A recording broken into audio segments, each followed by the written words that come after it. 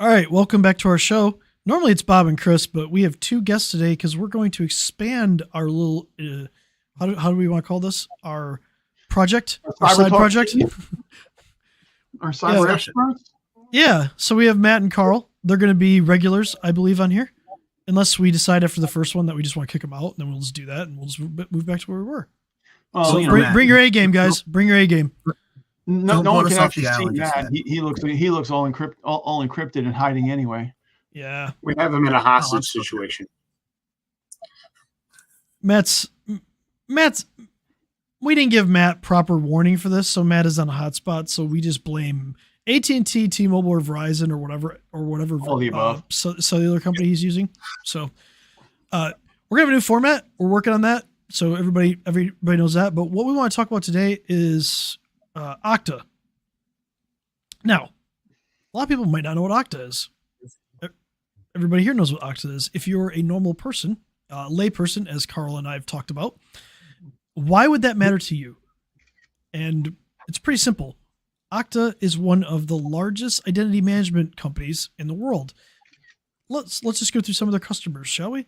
MGM, Caesars, not good examples to start off with breaches, but let's go with that. T-Mobile, hey, they're never breached. They don't have to pay out for all those social security numbers they lost ever. Yes, they did. Zoom, Grubhub, Sonos, HP, FedEx. All of these companies use AWS, Google. All these companies use Okta to protect their internal systems. And when Okta has a breach, that absolutely affects you and everybody because they are specifically leading to a supply chain attack on other companies that we deal with every single day. So that's our topic for today. So Chris, you mentioned it. You mentioned identity management system. Back to your layperson definition. All right. What is that? So Exactly. specifically for this, it could be multi-factor authentication and it could be single sign-on. So let's say you work for a business and you have a Microsoft 365 account or a Google account and you use Okta. You can sign into Okta with that account and it can sign you automatically into other accounts like Zoom or maybe Adobe or something like that to where you don't have to have a login there. It'll just pass your login. Internally, they can use Okta for multi-factor authentication and they can synchronize those identities back out. So if you work for a company that has a server, a lot of times you're signing into a server. Those identities can be synced back to Okta and then used online in websites like Zoom, Adobe, things like that. So it's a way for you to sign in and simplify your login process. Chris, going back to your layperson, most people, would they know that they are already using Okta services to begin with? If you're in an enterprise, you would know Okta because you go to Okta. But do you know if your businesses you conduct business with use it? No. So it's basically a back-end service that these other companies are using. Yep. Yeah. So if you're just a normal person, you work for a small business, you're probably not using Okta. But a lot of the customers that you might deal with or where you buy services from, indirectly. So let's use MGM and Caesars as a good example of this. They use Okta. And we talked about this a little bit before, but they used it to protect access into their systems. Well, somebody called up a service desk and convinced somebody to reset their Okta, reset their MFA, and they were able to gain access into those companies. And if you were in Vegas around the time that MGM had that problem, I am sorry. That was not a good experience for you. And you might have moved to Caesars because they paid a ransom to avoid that.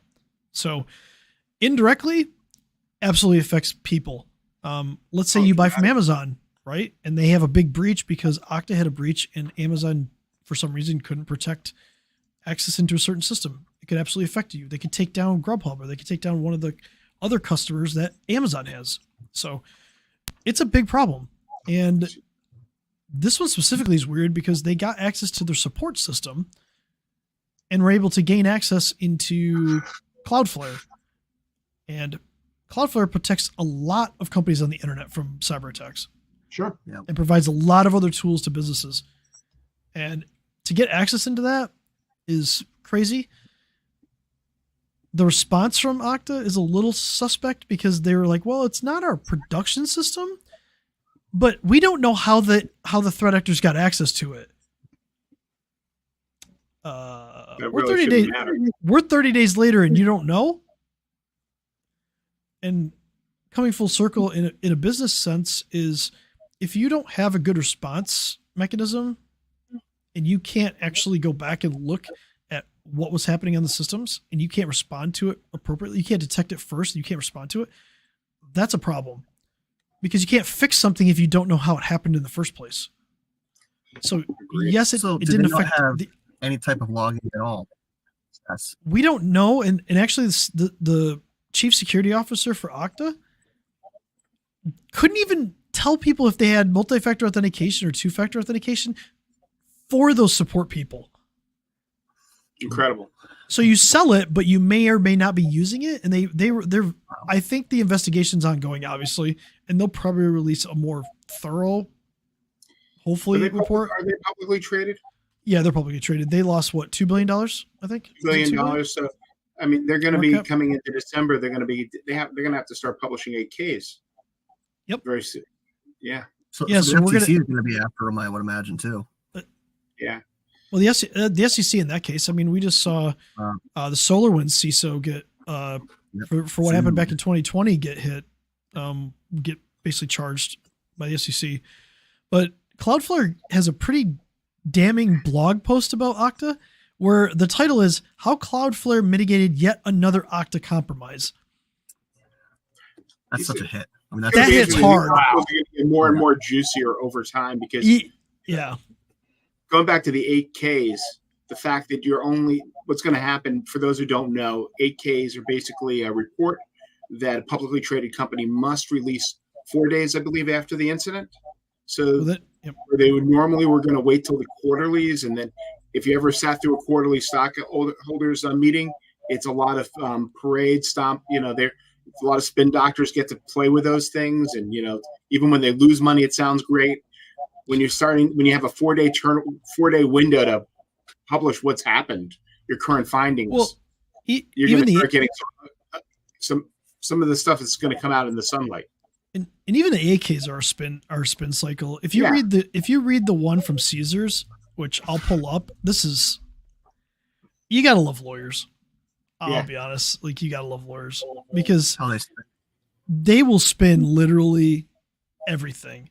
Yep. And it's kind of crazy. So they have to report an unscheduled material event or corporate event is really what the 8K is for. And when you read the 8K from a perspective of an investor, when we invest in companies, we want to know about this stuff, right? Let's see here. So instead of saying they paid the ransom, this is how lawyers talk. We have taken steps to ensure that the stolen data is deleted by the unauthorized actor, although we cannot guarantee this result. We are monitoring the web and have not seen any evidence that the data has been further shared, published, or otherwise misused. Nonetheless, out of an abundance of caution, we are offering credit monitoring and identity theft protection services to all members of our loyalty program. That makes me feel better. I could sleep well at night. I could sleep very well at night knowing they're on the case. How to say you paid the ransom without saying I paid the ransom? Yeah, exactly. And it's funny when you read these because like they spin it and they're like, well, we're not going to admit to paying it, but then like other people in the company admitted it. Obviously, the lawyer didn't. Let's see here. And this is key, while no company can ever eliminate the risk of a cyber attack, true, we believe we have taken appropriate steps working with industry-leading third-party IT advisors to harden our systems to protect against further incidents. These efforts are ongoing. We have also taken steps to ensure that the specific outsourced IT support vendor involved in this matter has implemented corrective measures to protect against future attacks that could pose a threat to our systems. They took steps, but they also fully admit the risk is never zero. And I think that's the biggest takeaway from when you look at a business. That's the biggest takeaway. Everybody thinks that, hey, I have an outsourced IT company. The risk is theirs. No, the risk doesn't get transferred to an outsourced IT company. The risk is still yours. You're hiring that company to help you run your IT. That doesn't necessarily mean they're helping you identify the risks in your business and move it forward. Yeah. And yeah, although I want to hire this lawyer really to write stuff for me, because if I write a bad thing for a customer, I literally want this guy to write it because this is amazing.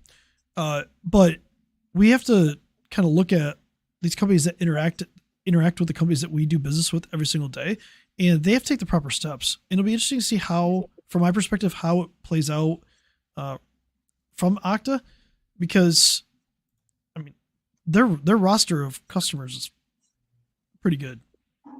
Yeah, they've got their fingers in a lot of stuff. Yeah, and I know. But then- Oh, sorry. Well, the scary thing is when Okta's compromised. When an Okta account gets compromised, you potentially have access to both the business systems and all the other cloud services that these guys are connected with for that business. So it could be your Staples account, it could be your QuickBooks account. You never know. Actually, we should go look and see if Ace Hardware is a customer of Okta, because Ace Hardware is dealing with a cyber attack right now too. Yeah. That's active today, right? Yeah, it's active from a couple days ago actually, and it's still ongoing. If you go to their website, you can't even buy stuff on their website. They tell you to go to the store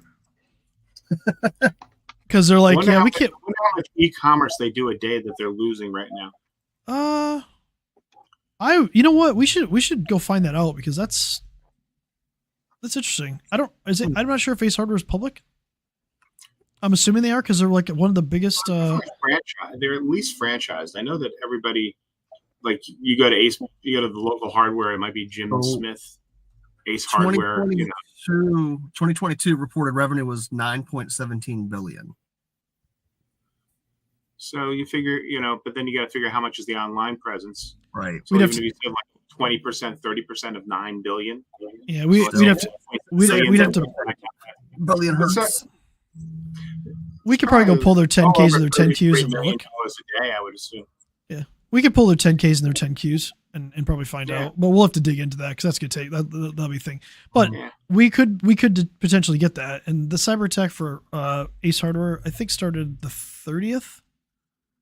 So we're day 3, day 4. So let's see here. I'm trying to find what they're looking at is the best case scenario is that they have to just redo all of their infrastructure. And I mean, it has to be something done with their back end, because like their website's up, but you can't buy anything. So it's got to be something done with the way probably on one of their, probably through their database servers and stuff like that. Yeah. They're the sixth most trusted retailer in the U.S. according to Newsweek's Most Trusted Companies of America. Wow, that's we'll see what happens next year. I wonder if they're using Citrix, because Citrix has a major something called Citrix Bleed right now, and a lot of those enterprises use Citrix, and you can just steal sessions and log in if you haven't patched the NetScaler gateways that face the internet. One thing I do like about Ace versus Home Depot or Lowe's is Ace will allow you to use Apple Pay at the checkout, where the other two will not, even though they've both had breaches. And I've had a credit card identity stolen right off of Lowe's, from the skimmer. So it's not fun. It's not fun. Where at least with the Apple Pay, it's much more secure that way. Yeah, a lot easier to use than PayPal at a store. Yeah, it's also it's a one sitting out there. What's that? Hardware store empire felled by cyber attack. Yep. Yeah. Yeah, we'll see. Wow. Well, the question is, what's going to be the long term? Of this, because we all know they'll probably get up and running within a week. But do they get client data? Are they going to do anything with it? What vendors do they work with that they might hurt? Well, luckily for them, I guess you consider them more of a distributor. So not as bad as Okta. I'm sure there's going to be some damages. But there. if you want to talk about an actual attack that really mattered more for supply, that's Clorox. When they got hit with it, and they turned their last quarter turned from what was supposed to be $150 million profit into I forgot what the loss was, but it was a loss, and they're still suffering. They basically had to cut their annual forecast because they lost production that bad. They can't even meet what they had already said. So they're going to take I haven't looked at their stock recently. They're going to take a beating because of that. Mm-hmm. So Chris, maybe, we're approaching 15 minutes now. Why don't we put Clorox on the schedule for next week, and we'll go through and unpack what happened with Clorox and Yeah. take it apart and go from there. Yeah, we can The tie other into thing that we dual might want to deep put dive. on the schedule too, Bob, is for businesses when they hear all these stories, what can they do to protect themselves? What are some of the steps that they can take? that are out I talked to some business leaders. We did some tabletops the other day, and I said you probably don't want to be an ostrich situation where you just stick your head in the sand, Mhm. because nothing good will come of that. Also, it will hurt, because if you've ever tried to shove your head in the sand, it's not as smooth as it seems. I've not tried to physically shove my head in the sand often, but as Carl would say, for us laymen, what's a tabletop? Or what's a tabletop? Yes. Oh exercise? boy. Basically, we ran through a couple of cyber threat simulations. So we simulated like a business email compromise where somebody got their email taken over and saw what was happening there, and ransomware. So it's like a ransomware test being of where they what encrypt everything. What would happen if this thing happens? What do you do? What's the possibility? Oh, that could It's be a- fun. It's a business level exercise. So you're doing it with like an executive team or a board, because all of these things, when we talk about cyber risk, it's an organizational problem. It's not an IT problem. And I think that's one of the things that we see a lot with like smaller businesses is they miss that. They think, oh, all my cyber risk is just in my IT.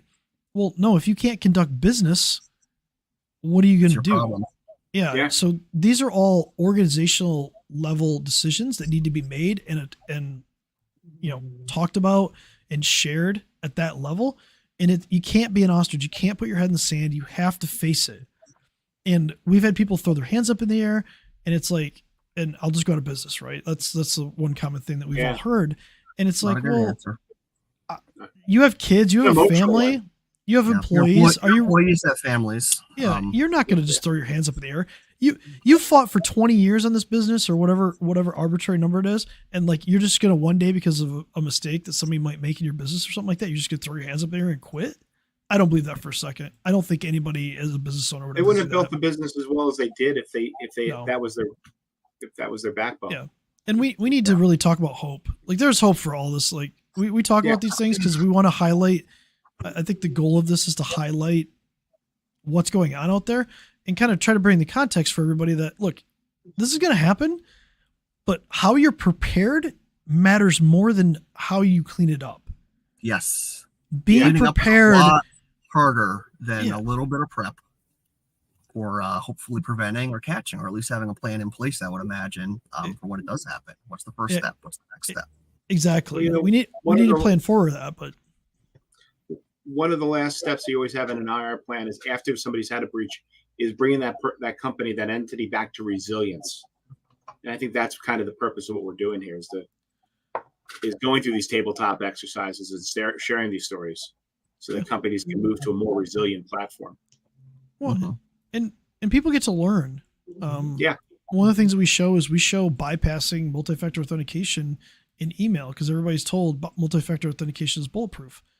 Well, it is to a point, but if a user makes a decision, it might not be. No. So you have to understand that exists, and you have to understand what you can do to help protect against it. And if you can't stop it, how are we going to respond to it? How are we going to make sure that we contain that incident? So Mitigate the damage. yeah, and contain it and make sure that it doesn't take a business down because of that. And that's what we're here for. So drop a comment down below. Let us know. If you want something specific, if you want us we'll talk about Clorox. I think next week we'll put that on the schedule and we'll kind of break that down, because this has long lasting repercussions for them. Another multi-billion-dollar business, so they're going to be around. But if we break down the financials of this, we actually look deeper into this. Think about it from inside your business. Can you survive? Could you survive having to change your annual forecast without detrimental aspects done to your business, right? Could you actually survive? Or would you have to lay off half your people? Which is a big decision. So, and on a lighter note, we do need a new name. We need a new name for this group, considering it's not Cybertalk with just Bob and Chris anymore. oh man. So We're asking the internet for names. we can ask the World internet Bus. for names. Why not? Put This it is- down in the comments. This is not going to end well, but have fun. I can't wait. Oh, this will be Okay. good. Have a good week, everyone. All right. Have a good week. Bye, everyone.